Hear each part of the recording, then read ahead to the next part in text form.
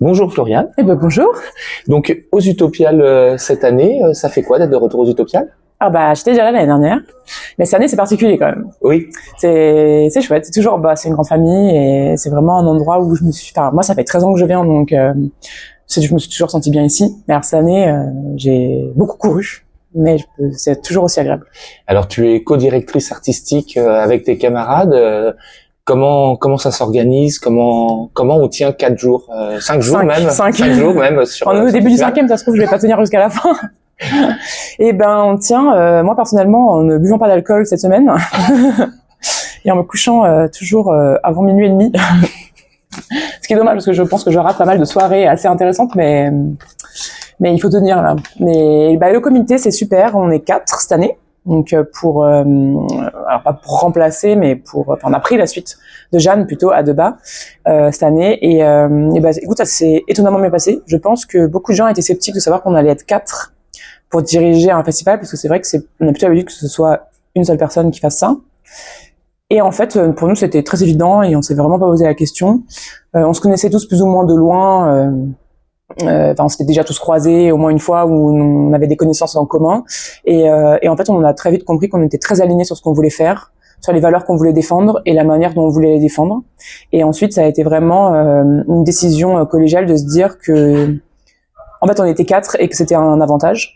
Que si quelqu'un n'était pas là, les autres pouvaient prendre le relais, et que du coup, si au moins 2 personnes d'entre nous prenaient une décision, on faisait confiance pour dire que c'était cette décision-là qu'il fallait prendre. Si on avait été 4, on aurait pris la même, quoi. Et on a eu très peu, je crois, de moments où une décision a été assez, nous a mis suffisamment le doute pour qu'on se dise qu'on allait attendre d'avoir tout le monde pour prendre une décision finale. Donc, moi, je suis très contente. Ça m'a permis de découvrir Eva, Nicolas et Yann vraiment, quoi. Et de montrer aussi qu'un travail en collectivité peut être aussi efficace qu'un travail avec une seule personne. Et je pense que c'est vraiment un avantage. On dit pas de cerveau valmequin pour rien, je pense, tu vois. Et ça en est vraiment la preuve et l'exemple. Et ça a été vraiment une aide incroyable parce que dès que quelqu'un est pas là, il y a toujours quelqu'un pour prendre la place. On était 4 quand même pour pouvoir lire tous les livres des gens qu'on voulait inviter. Donc c'est quand même plus facile que d'être une seule personne qui doit se farcir les livres de 110 tables rondes quand même. Et vraiment, ça a été un travail, moi, j'ai trouvé d'une facilité déconcertante. Et en plus, dans la joie et la bonne humeur, tout le temps, on a énormément rigolé et j'ai découvert plein de choses et on s'est recommandé des livres parce que certains avaient lu plus d'autres, certains auteurs. Et donc vraiment, c'était... moi, j'ai passé une année incroyable. Et je pense que le public passe aussi un très bon moment sur ces Utopiales. J'espère, en tout cas, j'ai tout donné. T'es aussi évidemment écrivaine, hein, c'est ton principal... ta principale raison aussi aux Utopiales.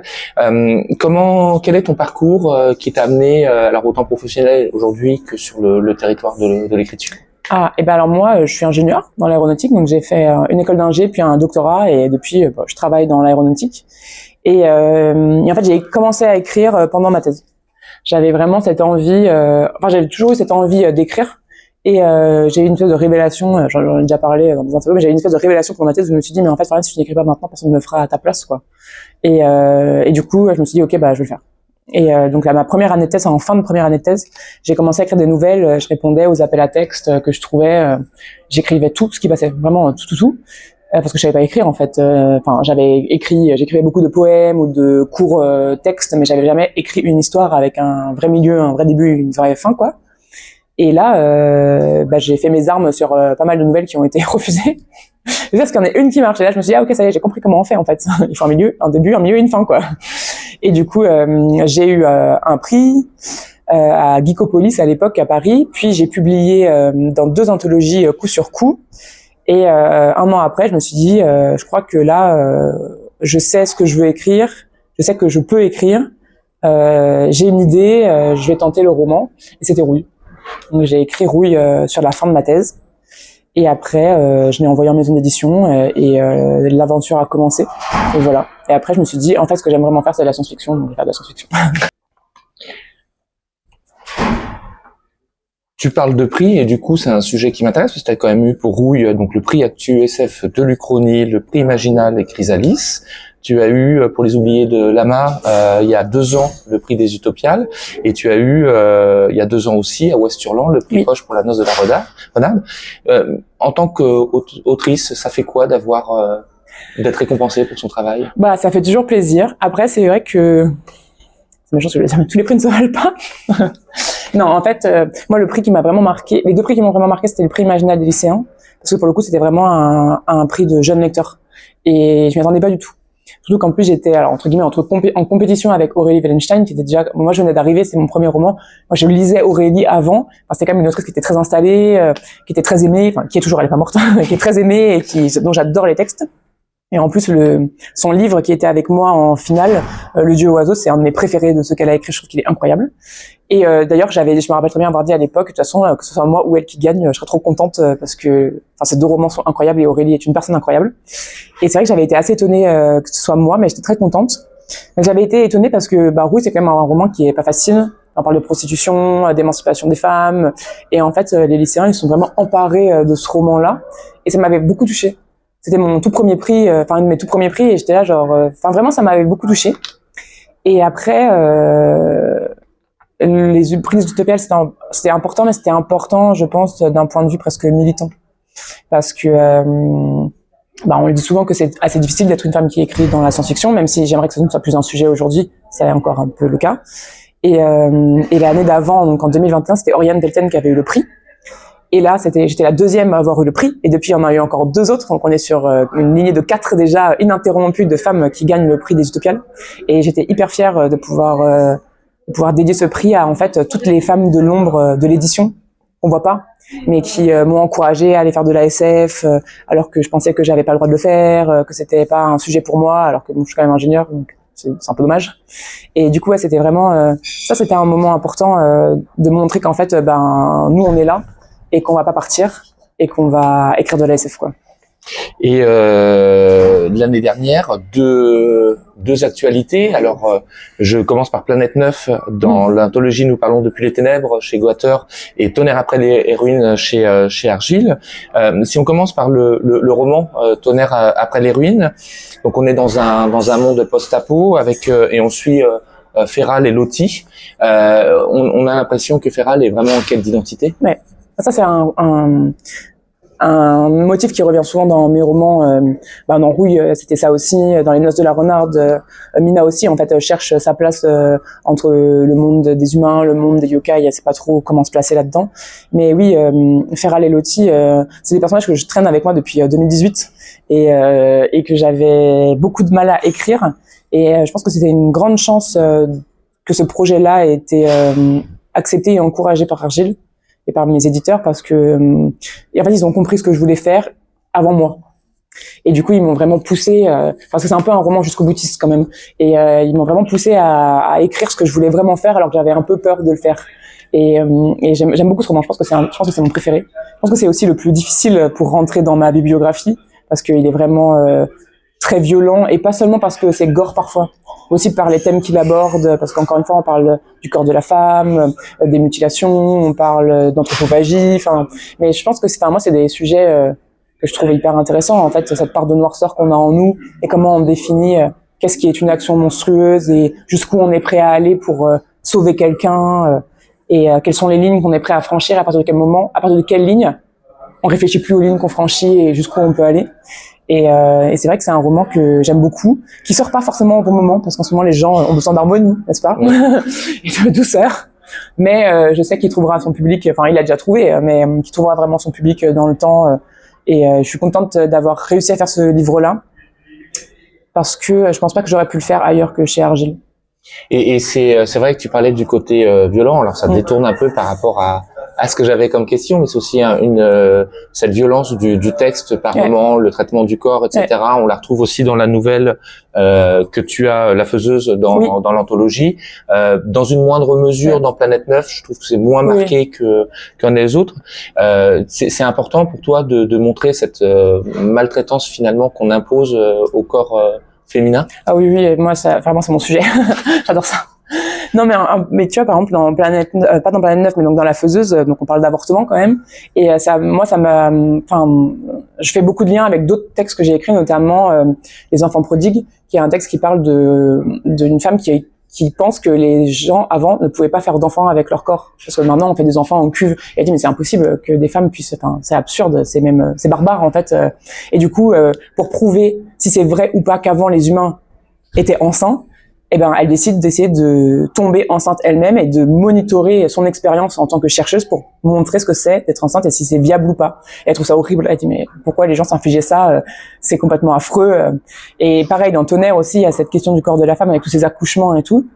Et en fait, j'avais vraiment envie de montrer que, en fait, on a longtemps considéré que le corps de la femme était sale et que les accouchements devaient être médicalisés, rendus propres et tout. Mais en fait, un accouchement, c'est sale. Enfin, et c'est pas grave, en fait.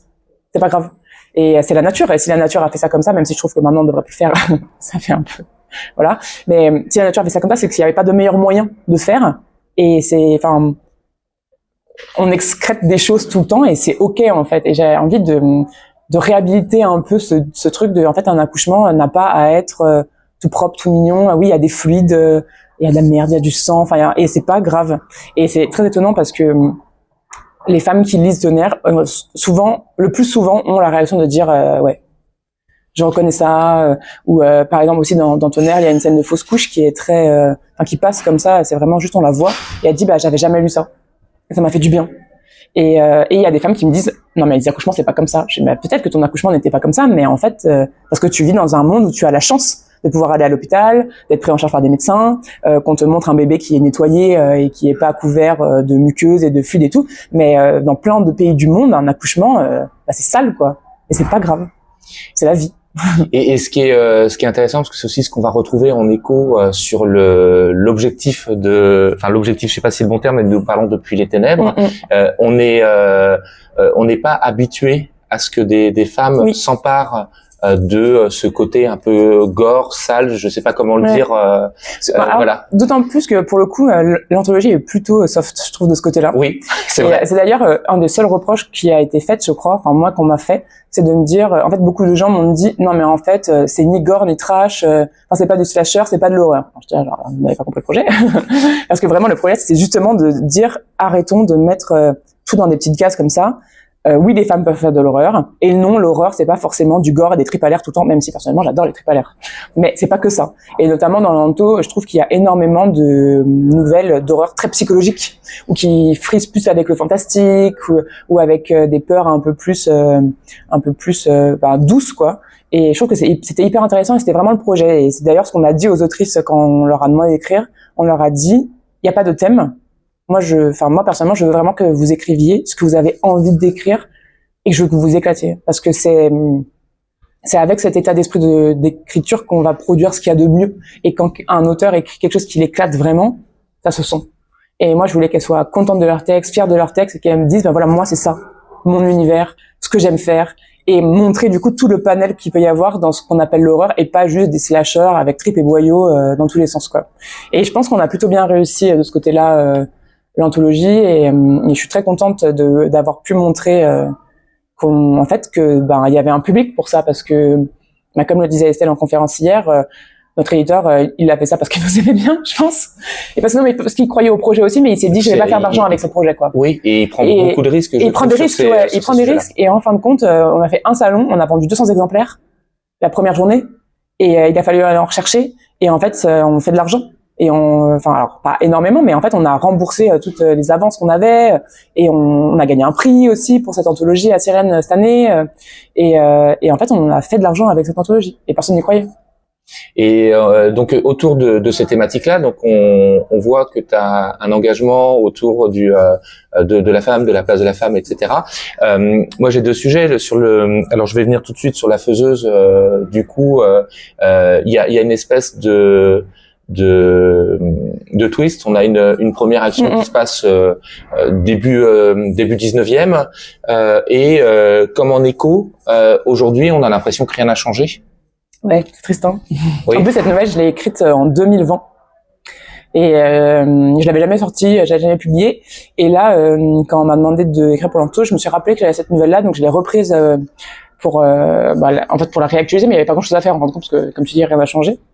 Mais oui, c'est vrai que en fait on le voit, alors je l'ai écrit à l'époque sans savoir, mais depuis quand on voit la régression des droits des femmes, notamment aux États-Unis, en fait oui, c'est très actuel de voir avorter aujourd'hui et que les femmes puissent avoir le contrôle de leur corps et le choix de ce qu'elles font de leurs utérus, est encore une question éminemment politique en fin de compte, et le combat n'est pas fini. Et d'ailleurs, c'est de pire en pire, j'ai l'impression. Mais oui. Et enfin, au début, je me suis dit, est-ce que vraiment je change pas la fin du texte parce qu'il est pas très tendre pour Gloria, donc l'héroïne qui se fait avorter dans les années 20. Et en même temps, c'est pas une mauvaise fin non plus pour elle. Je voulais plus garder à l'idée qu'en fait, rien ne se perd et tout se transforme, et qu'il y a cet endroit où les choses continuent et qu'il y a une chance pour tout le monde, et que en fait, probablement que cet enfant-là, elle l'aurait pas abandonné si elle avait pu avoir le choix de vivre autrement, et si son indépendance financière et elle n'avait pas dépendu du fait qu'elle soit mariée ou pas. Et du coup, j'ai rien changé au final de la fin. Et je me rends compte aujourd'hui que en fait, c'est normal parce que c'est toujours comme ça aujourd'hui dans beaucoup d'endroits dans le monde. Mais oui, c'est un peu. Mais ça, c'est des choses en fait qui reviennent tout le temps. Tu vois, ça me fait penser à des discussions que j'ai souvent avec des femmes qui font des sciences, qui ont lu Les Oubliés de Lama, où il y a une scène pareille de sexisme très ordinaire dans le milieu des sciences, quoi. Et à chaque fois, elles me disent, bah moi, j'ai connu ça aussi. Et là encore hier, j'ai connu ça, j'ai vécu ça, et je le vis encore aujourd'hui. Et d'un côté, je peux pas m'empêcher de penser. J'ai une espèce de soulagement à me dire, mais en fait, c'était pas que dans ma tête, c'est pas moi qui me suis imaginé que j'avais vécu des choses comme ça, parce qu'en fait, on l'a toutes vécu. Et en même temps, je me dis, moi, c'était en 2016, et là, on est en 2024, et c'est toujours pareil. Et dans nos littératures, science-fiction notamment, est-ce que tu sens quand même une bonne tendance? Alors, tu parlais de la succession de prix côté Utopia. Oui, je pense que on a amorcé un truc qui est amorcé depuis 20 ans. Après, je pense que si, donc là, on est sur la 4e femme d'affilée à recevoir le prix Utopial. Mais moi, je suis trop fière. Je suis trop fière. Et en plus, vraiment, c'est mérité, quoi. Mais je pense aussi que les Utopiales, c'est un microcosme particulier. Et parce que c'est des prix, parce que en fait, il y a toujours eu des femmes aux Utopiales. Il y en a de plus en plus. C'était aussi un des enjeux qu'on a eu cette année au comité. De encore accentuer cette balance pour arriver à une parité. Alors on n'y est pas exactement, mais on voulait vraiment déjà que dans nos modérateurs, on ait 50% de modératrices, et ça je crois qu'on y est, parce que c'est important, parce qu'il y a énormément de femmes très qualifiées que les gens ne connaissent pas, et que nous on connaissait et qui étaient extrêmement pertinentes pour les sujets qu'on voulait traiter, donc c'était une évidence qu'il fallait qu'on arrive à la parité là-dessus. Pareil pour les auteurs et les autrices, on a essayé d'arriver à la parité. Donc, comme je disais, on n'a pas exactement réussi, mais on a énormément augmenté le nombre de femmes qui viennent, et notamment dans tout ce qui est littérature jeunesse. Et j'ai eu des échos, notamment de visiteurs qui disaient que il y a une autrice qui me disait qu'une lectrice était venue me dire qu'elle venait depuis 10 ans et que c'est la première fois qu'elle se faisait dédicacer un livre. Parce que c'est la première fois qu'elle se reconnaissait dans une littérature d'imaginaire, vraiment. Et ça, c'est la jeunesse, c'est le young adulte. Cette année à la librairie, ils ont déplacé les tables jeunesse vers l'entrée. Ils ont été radiés. Il reste rien.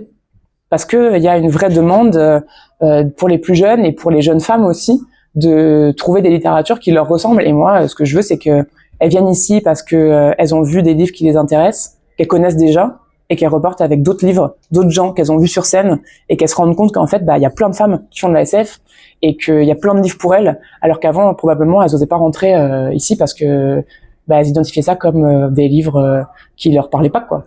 Et je pense qu'on est en train d'amorcer un truc. En tout cas, nous, on essaye de toutes nos forces de pousser vraiment encore cette petite amorce, et j'ai envie d'avoir confiance. J'ai envie de me dire que ça va prendre, et je vois qu'il y a de plus en plus de femmes qui font de la SF, que c'est toujours difficile, mais un peu moins de se faire publier, que les collections d'imaginaire, même institutionnalisées, cherchent des jeunes autrices. Je pense, alors je vais noter toutes mes copines, mais il y a Robert Laffont qui vient de publier une novella de Chloé Chevalier qui est incroyable. Les dessins, il faut absolument aller lire ce texte, c'est incroyable.